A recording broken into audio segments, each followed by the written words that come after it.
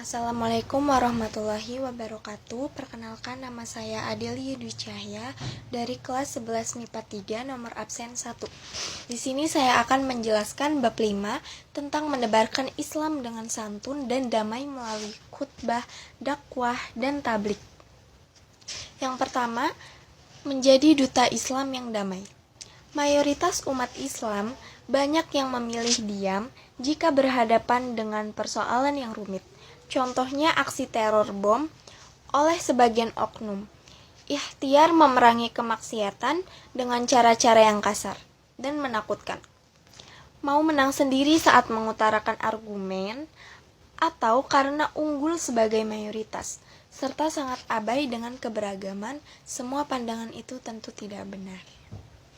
Lalu dimulainya dari mana dan forum apa yang dapat dipakai untuk membendung citra Islam yang kurang bagus? Jawabannya, tentu dari sekelompok umat yang mengambil peran sebagai khatib, mubalik, dan da'i. Mereka inilah yang berada di garda terdepan mendakwahkan Islam, kelompok profesi yang banyak menyurahkan nilai-nilai Islam melalui beragam kegiatan yang dilakukan. Misalnya dalam forum khutbah Jumat, tablik akbar, dan majelis dakwah. Seterusnya ada khutbah. Pengertian dari khutbah itu berdasarkan makna bahasa, ada beberapa pengertian. Yakini, A. Kata khutbah jika berasal dari kata mukatabah berarti pembicaraan. B. Jika berasal dari kata al-katbu berarti perkara besar yang diperbincangkan. Dan C. Khutbah dapat juga bermakna memberi peringatan, pembelajaran, atau nasihat dalam kegiatan ibadah. Sementara, jika ditinjau dari pengertian istilah, khutbah adalah menyampaikan pesan tentang takwa sesuai dengan perintah Allah SWT, dengan syarat dan rukun tertentu. Kegiatan nasihat yang disampaikan kepada kaum muslim dengan syarat dan rukun tertentu yang erat kaitannya dengan sah atau sunahnya ibadah, sedangkan orang yang melakukan khutbah dikenal dengan istilah khatib. Seterusnya di sini saya akan membacakan syarat-syarat dua khutbah. Pertama, khutbah sholat Jumat dilaksanakan sesudah masuk waktu zuhur. Selesai khutbah, dilanjutkan dengan sholat. Berbeda dengan khutbah sholat idain, sholat khusuf, dan sholat istisqa yang dilaksanakan setelah selesai sholat. Kedua, khutbah dilakukan dengan berdiri. Namun, jika tidak mampu, boleh dilakukan dengan duduk. Yang ketiga, duduk sebentar di antara dua khutbah. Yang keempat, suara khutbah harus jelas dan dapat didengar oleh jamaah. Saat sekarang ini, pengurus masjid dapat menggunakan pengeras suara, televisi, atau monitor sehingga jamaah yang berada jauh atau di ruangan lain dapat melihat dan mendengar sang khatib. Yang kelima, tertib yakini dimulai khutbah pertama, dilanjutkan ke khutbah kedua. Selanjutnya ada rukun khutbah. Rukun khutbah yakini A. Membaca hamdalah pada kedua khutbah, B. Membaca syahadatain atau dua kalimat syahadat, C. Membaca sholawat kepada Nabi Muhammad SAW, D. Berwasiat kepada diri dan jamaah berisi ajakan untuk meningkatkan iman, takwa, ibadah, serta memperbanyak amal soleh. Sebaliknya, menjauhi dosa dan kemaksiatan agar hidupnya bahagia dunia dan akhirat. E. Membaca satu atau beberapa ayat suci Al-Quran. Ayat yang dibaca biasanya sesuai dengan topik yang akan disampaikan. F. Berdoa pada khutbah kedua untuk memohon ampunan, kesejahteraan, dan keselamatan bagi kaum muslimin dan muslimat baik di dunia maupun di akhirat. Selanjutnya saya akan menjelaskan tentang pengertian tablik.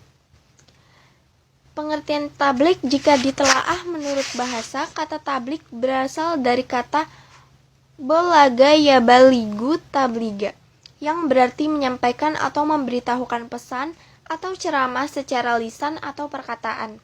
Bisa juga bermakna ceramah yang tidak disertai dengan rukun seperti khutbah. Bukan sekedar ceramah atau pesan biasa, tetapi sebuah ceramah yang sumbernya dari ajaran Islam yang disampaikan kepada satu orang atau banyak orang agar mengamalkan pesan tersebut.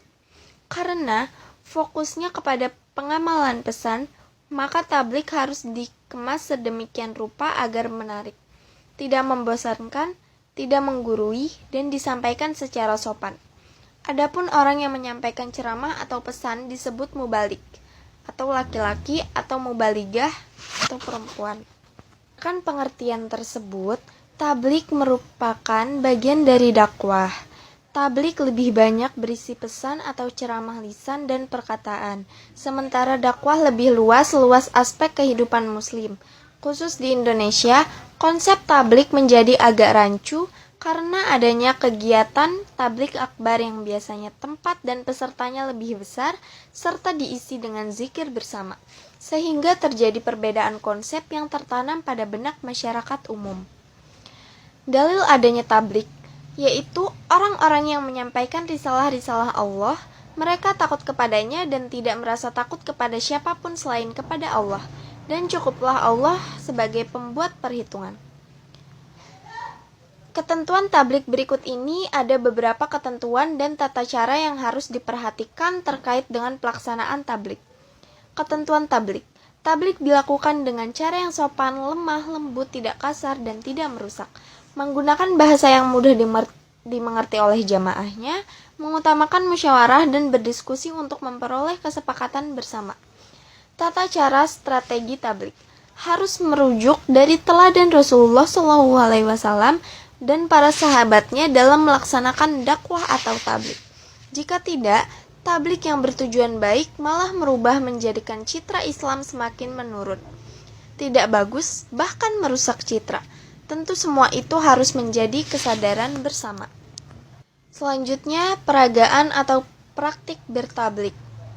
Setiap orang yang sudah memilih profesi tabligh harus benar-benar menata kepribadiannya sehingga pihak lain yang menjadi objek tabligh tertarik dan bersedia ikut dengan kerelaan hati.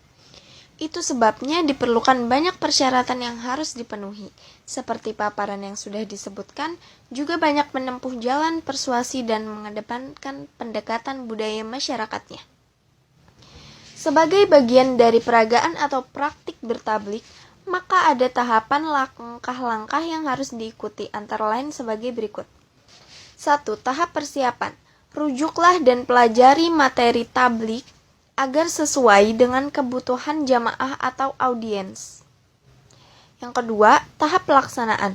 Sejalan dengan ciri-ciri masyarakat modern, maka informasi yang disampaikan harus praktis, singkat, dan serba cepat dengan tetap mengedepankan bahasa yang sederhana. Mengajak jamaah berdiskusi dan mengandalkan logika akal sehat.